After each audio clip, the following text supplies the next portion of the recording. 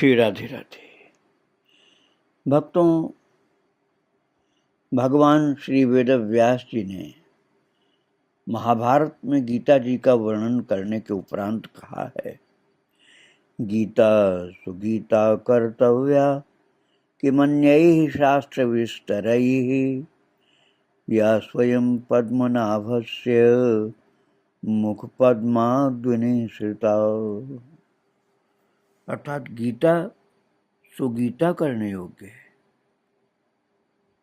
अर्थात श्री गीता जी को भली प्रकार पढ़ करके अर्थ और भाव सहित अंतःकरण में धारण कर लेना मुख्य कर्तव्य है, जो कि स्वयं श्री पद्मनाभ विष्णु भगवान के मुखारविंद से निकली हुई है।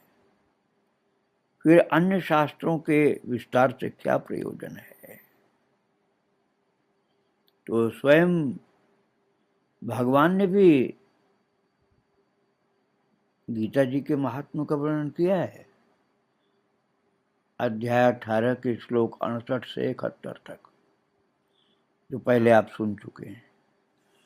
और इसके बाद भगवान वेदव्यास जी ने पद्म पुराण के उत्तरखंड में अध्याय 175 से अध्याय 192 तक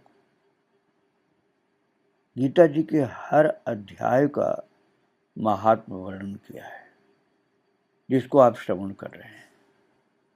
और कल आपने श्रवण किया था चतुर्थ अध्याय का महात्म्य, अर्थात चौथे अध्याय का महात्म्य।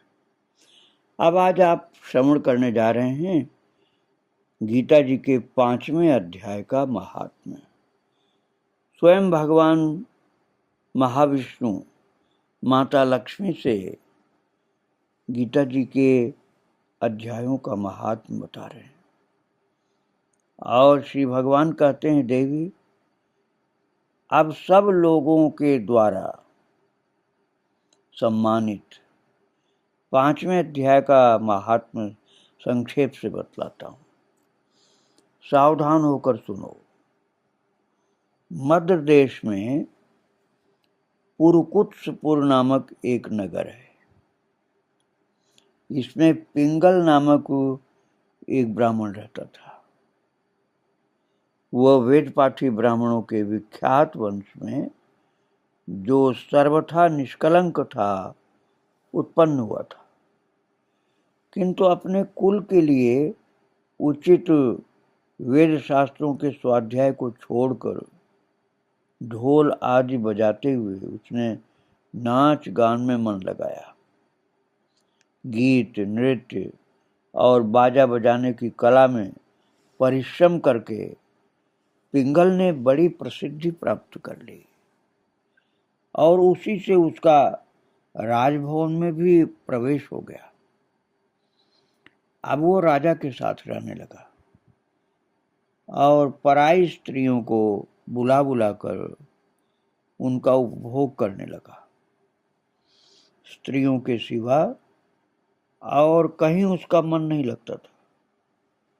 धीरे धीरे अभिमान बढ़ जाने से उच्छृंखल होकर वह एकांत में राजा से दूसरों के दोष बतलाने लगा। पिंगल की एक स्त्री थी जिसका नाम था अरुणा। वो नीच कुल में उत्पन्न हुई थी और कामी पुरुषों के साथ विहार करने की इच्छा से सदा उन्हीं की खोज में घूमा करती थी। उसने पति को अपने मार्ग का कंटक समझकर एक दिन आधी रात में घर के भीतर ही उसका सिर काट करके मार डाला और उसकी लाश को जमीन में गाड़ दिया। इस प्रकार प्राणों से वियुक्त होने पर वह यमलोक में पहुंचा और भीषण नरकों का उपभोग करके निर्जन वन में गिद्ध हुआ। गिद्ध की योनि में जन्म हुआ उसका। अरुणा भी भयानक भगंदर रोग से अपने सुंदर शरीर को त्याग कर घोर नरक भोगने के पश्चात उसी वन में सुखी हुई। एक दिन वो दाना चुगने की इच्छा से इधर उधर फुदक रही थी। इतने में ही उस गिद्ध ने पूर्व जन्म के वैर का स्मरण करके उसे अपने तीखे नखों से फाड़ डाला। सुकी घायल होकर पानी से भरी हुई मनुष्य की खोपड़ी में गिरी। गिद्ध पुनः उसकी ओर झपटा। इतने में ही जाल फैलाने वाले बहेलियों ने उसे भी बाणों का निशाना बना लिया। उसकी पूर्व जन्म की पत्नी शुकी उस खोपड़ी के जल में डूबकर प्राण त्याग कर चुकी थी। फिर वह क्रूर पक्षी भी उसी में गिरकर डूब गया।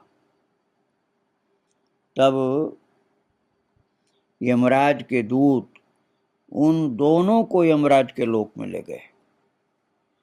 वहां अपने पूर्वकृत पाप कर्म को याद करके दोनों ही भयभीत हो रहे थे। उसके पश्चात यमराज ने जब उनके घृणित कर्मों पर दृष्टिपात किया तब उन्हें मालूम हुआ कि मृत्यु के समय अकस्मात खोपड़ी के जल में स्नान करने से इन दोनों का पाप नष्ट हो चुका है। तब उन्होंने उन दोनों को मनोवांछित लोक में जाने की आज्ञा दी। ये सुनकर अपने पाप को याद करते हुए वे दोनों बड़े विस्मय में पड़े और पास जाकर धर्मराज के चरणों में प्रणाम करके पूछने लगे, भगवान, हम दोनों ने पूर्व जन्म में अत्यंत घृणित पाप का संचय किया है, फिर हमें मनोवांछित लोकों में भेजने का क्या कारण है? कृपा करके बताइए। यमराज ने कहा, गंगा के किनारे वट नामक एक उत्तम ब्रह्मज्ञानी रहते थे। वे एकांत सेवी, ममता रहित, शांत, विरक्त और किसी से भी द्वेष न रखने वाले थे। प्रतिदिन गीता जी के 5वें अध्याय का पाठ करना उनका सदा का नियम था। 5वें अध्याय को श्रवण कर लेने पर महापापी पुरुष भी सनातन ब्रह्म का ज्ञान प्राप्त कर लेता है। उसी पुण्य के प्रभाव से शुद्ध चित्त होकर उन्होंने अपने शरीर का परित्याग किया था। गीता के पाठ से जिनका शरीर निर्मल हो गया था, जो आत्मज्ञान प्राप्त कर चुके थे, उन्हीं महात्मा की खोपड़ी का जल पा करके तुम दोनों पवित्र हो गए हो। अतः अब तुम दोनों मनोवांछित लोकों को जाओ, क्योंकि गीता के 5वें अध्याय के महात्म से तुम दोनों शुद्ध हो गए हो। भक्तों, श्री भगवान कहते हैं लक्ष्मी माता से कि सबके प्रति समान भाव रखने वाले धर्मराज के द्वारा इस प्रकार समझाए जाने पर वे दोनों बहुत प्रसन्न हुए और विमान पर बैठ करके वैकुंठ धाम को चले गए। भक्तों, ये अद्भुत महात्म्य 5वें अध्याय का बताया गया है। अब इससे अधिक क्या महिमा हो सकती है कि साक्षात वैकुंठ धाम की ही प्राप्ति हो गई इनको। और फिर तो गीता जी के सच्चे भक्त हो गए दोनों। भगवान की वाणी का पाठ करते थे, भगवान का दर्शन करते थे, उनकी सेवा करते थे। ऐसी महान महिमा वाली भगवत गीता को बारंबार प्रणाम, प्रभु को और उनके भक्तों को बारंबार प्रणाम। श्री राधे राधे। जय जय श्री राधे श्याम, जय जय श्री सीताराम। वृंदावन बिहारी लाल की जय, राधा रानी की जय। श्री राधे राधे।